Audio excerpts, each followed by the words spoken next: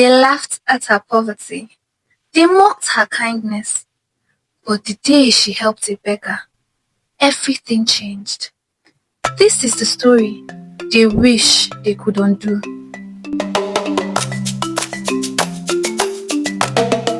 In the heart of the golden savannah, where the trees whisper secrets to the wind, lived a young maiden called Temidupe. Her name meant, "Mine is worthy of thanks." Yet to the villagers, it seemed she had nothing to be thankful for. Temidupe was an orphan. While other girls her age wore vibrant Ashoke fabrics and jingling bros anklets, Temidupe wore rags stained with the red earth of the fields. She lived in a crumbling mud hut at the edge of the village with her grandmother, Mama Ayo, whose eyes had grown dim with age. Every morning, before the sunrise, Temidupe was at the stream. She was breathtakingly beautiful. A beauty that didn't come from palm oil or charcoal liner, but from a glow that seemed to come from within. In the center of the village lived Adewumi, the daughter of the wealthiest chief. Adewumi and her friends were like peacocks, loud, colorful, and cruel. Whenever they saw Temidupe carrying heavy logs of wood, they would block her path. "Look at the princess of poverty," Adewumi would sneer, intentionally spilling Temidupe's water pot. "Your beauty is wasted on a beggar. You smell of smoke and struggle, while we smell of sandalwood and pride." Temidupe would never argue. She would simply kneel, gather the broken pieces of her pot, and offer a prayer for them. Her grandmother would tell her, "My child, the moon does not compete with the barking dogs, it just shines." One Harmattan season, a mysterious old woman appeared in the village square. She was covered in sores and her clothes were tattered. She begged the wealthy girls for a drop of water to quench her thirst. Adewumi pulled her silk robes away.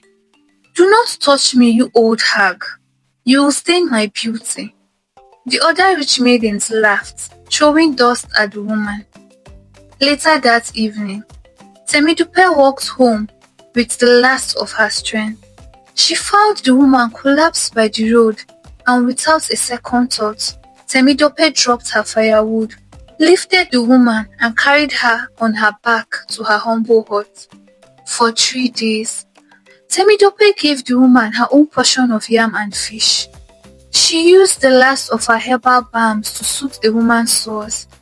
She did this while Adewumi and the others spent their days dancing and preparing for the New Yam festival, where the prince was expected to choose a bride. On the morning of the festival, the old woman stood up, her back straightened, her rags turned into shimmering silver clothes, and the room filled with the scent of blooming jasmine. She was no beggar. She was the spirit of the land. "Temidupe," the spirit whispered, "your peers have hearts of stone, but yours is a garden of gold.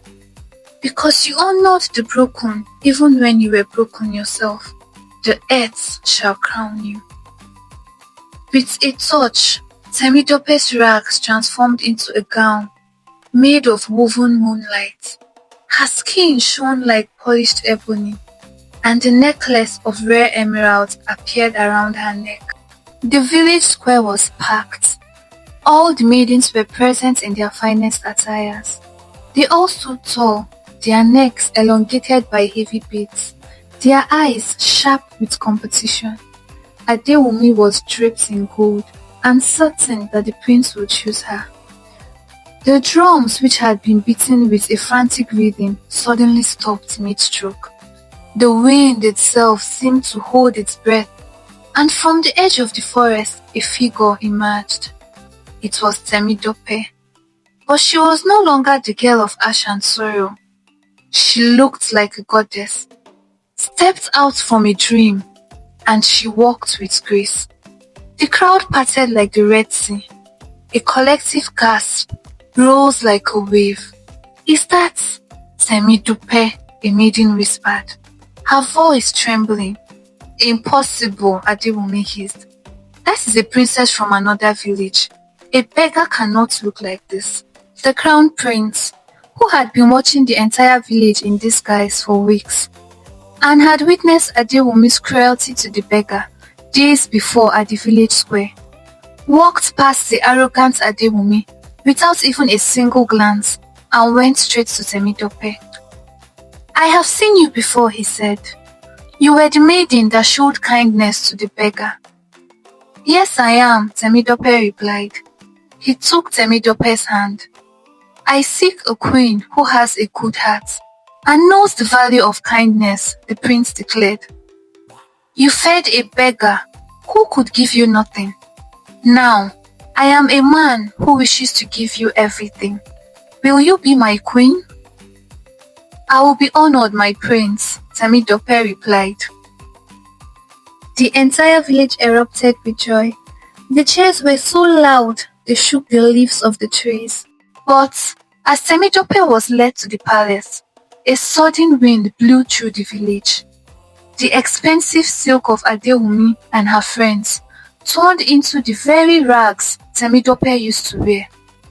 My clothes! My beauty! Adewumi wailed, reaching out to the villagers for help. But the villagers, who had once feared her wealth, now saw her for what she was, and they stepped back, their faces filled with scorn. You look like a beggar now, Adewumi, an elder shouted. Perhaps you should go back to the stream and see if the water recognizes your pride. As the palace gates closed, protecting Temidope in her new life of light, the arrogant maidens were left in the dust, not just wearing rags, but becoming the very outcasts they had once mocked. Beauty is a fading flower, and wealth is a passing cloud, but hard work, humility, and kindness are seeds that once planted will grow into a forest of blessings. Never look down on anyone, for the person you despise today may be the one holding the key to your future tomorrow. Thank you so much for watching this video, and please, if you haven't subscribed to my channel, now is a great time to do so. Kindly drop your comments below and let me know what you think and what you learned. I'd love to hear from you. Until next time, bye!